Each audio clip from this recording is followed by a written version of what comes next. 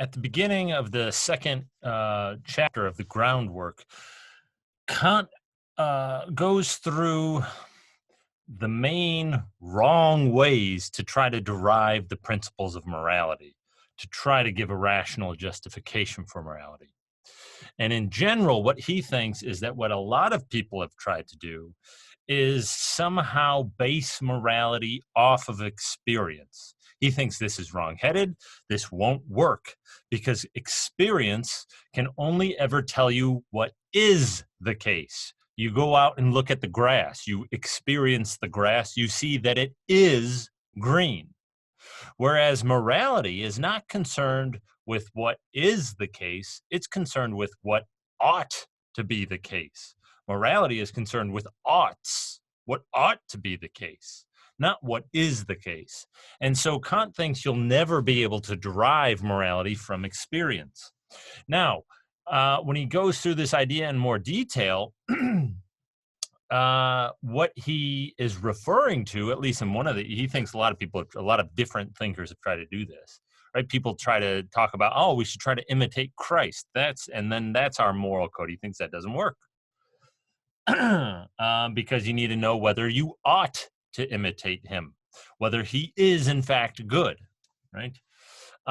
He also talks about, and this is kind of more to the point for us, some people have tried to derive morality from human nature or rational nature or something like that. Perfection and happiness show up, he says, something like that.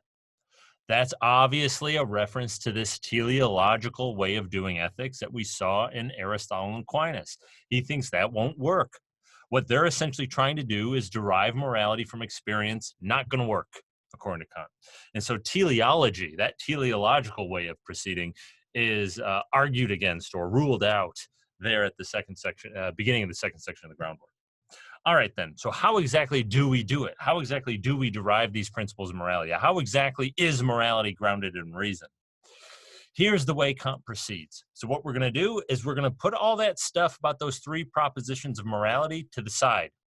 Not going to worry about them. It'll come back later, but for now, blank slate. We're just doing something new now. Kant is going to proceed in this way. The commands of morality, whatever else they are imperatives. They are commands to do something. And so if we're going to try to find out how morality is grounded in reason, we should try to figure out, perhaps this is going to help, what kind of imperative the moral imperative is. Now, what exactly, imperative is not necessarily a word we use all the time. What exactly does that mean? Kant has technical ways of describing imperatives. Here is one such way: a command to determine one's will in the manner described in the imperative. What does that mean? It's just a command to do something. Imperative is, I believe, a mood or a tense. I think it's a mood in English grammar. That's what he means. He means the same thing that we would mean by an imperative, right? Do your homework.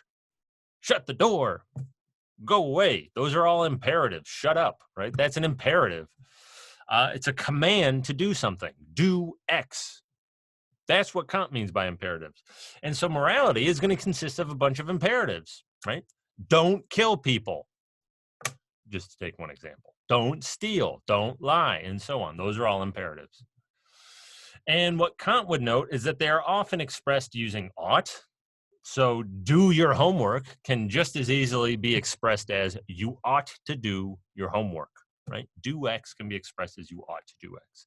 That's all that Kant means when he's talking about imperatives, right? Fancier way of putting the point, he says that imperatives are objective principles which determine the will. And so you can think of that as something like this. You have the will, which is, you and what you're going to do, your will. And then the imperative is like this external command that comes to you and tells you to do something. And you might do it and you might not, right? It's up to the will to do it. But the imperative is like this external command, this objective principle. It's out there. It's not in there. If it was in there, it'd be subjective. It's out there, so it's objective. It's a subjective principle to, determine your will in some particular way, to do your homework or whatever, something like that. All right, that's what he means by imperative. Morality is going to be some sort of imperative. And so what Kant's now going to do is he's going to give an exhaustive taxonomy of imperatives. He's going to go through every kind of imperative that there is, and he's going to try to isolate the moral imperative. Now, don't worry, there aren't that many. There's only really 2 kinds, 3 kinds if you really, we'll see. So we have all the imperatives. There are 2 main subkinds. There are hypothetical imperatives and there are categorical imperatives. This is all very abstract, by the way. We'll start putting more flesh on it as we proceed. Kant proceeds very abstractly at this point. I'm going to give you more examples than he does. All right, a hypothetical imperative. What on earth is that? Think of it like this. It's a conditional imperative. There's a condition to it. There's an if part. The general form of a hypothetical imperative is if you want X, well, then do Y, right? If you have a desire for this thing, if you have an inclination for this one thing, well, then do Y, right?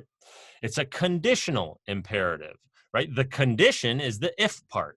The imperative is the, do Y part. If you desire X, that's the condition. And if that condition is satisfied, well, then here's this command. Here's this imperative. Do Y. That's the general form of a hypothetical imperative. A categorical imperative, by contrast, is unconditional, right? You think of it this way. A hypothetical imperative commands you to do something on the hypothesis that you want this other thing. Whereas a categorical imperative, there is no hypothesis. It's across the whole, right? It's categorical, is what Kant says. It's unconditional. There is no condition. There is no hypothesis. It's just a command. Do X. Not if you want. No, nothing like that. Just do X, right? That's going to be a categorical imperative. Going a little bit further, that's the main distinction. That first distinction, hypothetical versus categorical, that's the main distinction. That's the really important one. But Kant then subdivides hypothetical imperatives into problematic and assertoric. Don't read anything into those words. Problematic hypothetical imperatives are not, they don't pose a problem. They're not like, I don't know about those. That's not what he means. Just don't read anything into the word problematic. What he means by a problematic imperative, it's a hypothetical imperative that takes any inclination as the desire.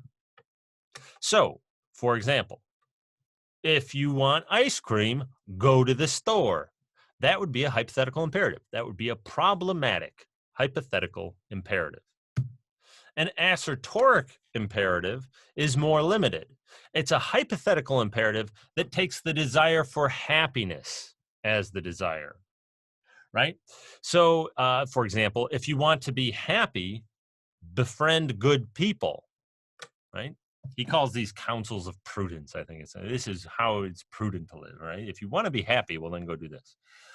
So basically, you have a hypothetical imperative. If you desire X, then do Y. If that X is happiness, well, then you have an assertoric hypothetical imperative. If that X is anything else, then you have a problematic hypothetical imperative. Now, what Kant is going to say about these kinds of imperatives, hypothetical imperatives, they can be opted out of. How do you opt out of a hypothetical imperative?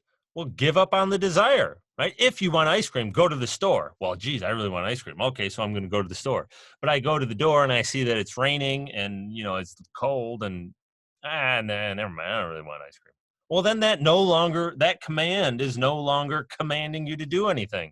That imperative no longer applies to you. Why? Because you don't satisfy the hypothesis, the condition. You don't want the ice cream anymore, right? And so you can opt out of these imperatives. Another thing he's going to note, the value of these imperatives, why should you do Y? What's the value in doing Y? Well, it's to get X. It's to satisfy your desire, to satisfy your inclination, right? You go to the store, not just to go to the store. You go to the store to get the ice cream, and you want the ice cream, right? And so the value of the action lies in what it gets you, lies in the effect that it produces.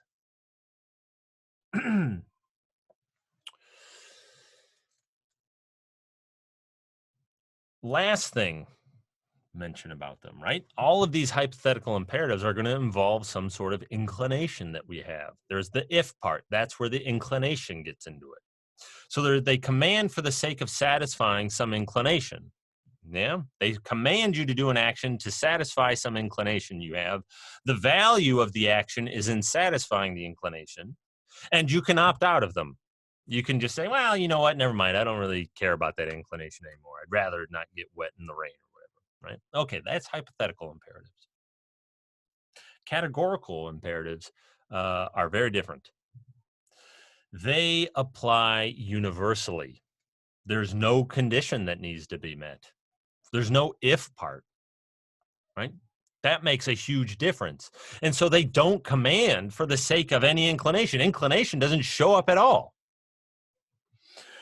They don't command to satisfy an inclination. They must then just kind of command for the sake of themselves. Inclination has nothing to do with a categorical imperative. It doesn't show up at all. There's no if you desire part. And so they don't command for the sake of any inclination. And the value of the action then can't be in satisfying an inclination. The value or worth of the action has to just be in itself. Right? They command for the sake of themselves, not for some further end. Hypothetical imperatives, by contrast, command for the sake of some further end, namely satisfying your inclination. Last thing I'll say about these categorical imperatives, because there's no if part to them, they can't be opted out of, right? You opt out of a hypothetical imperative by failing to satisfy the condition. If you want ice cream, go to the store. Well, you know what? I no longer want ice cream. Well, okay, don't go to the store. Categorical imperatives don't work like that. They don't have that kind of opt-out ticket. You can't just give up on some inclination and opt out of them. If there are any categorical imperatives, they command you no matter what. There is no way to get out from under them. Yeah? And this is all the kinds of imperatives that there are. So what Kant is next going to turn his attention to, and you might already see how this is going to go. I've been kind of planting the seeds of this as we've proceeded. Kant's now going to try to determine which of these imperatives, problematic, assertoric, or categorical, which of these imperatives is the imperative of morality. That's what we're going to turn to next.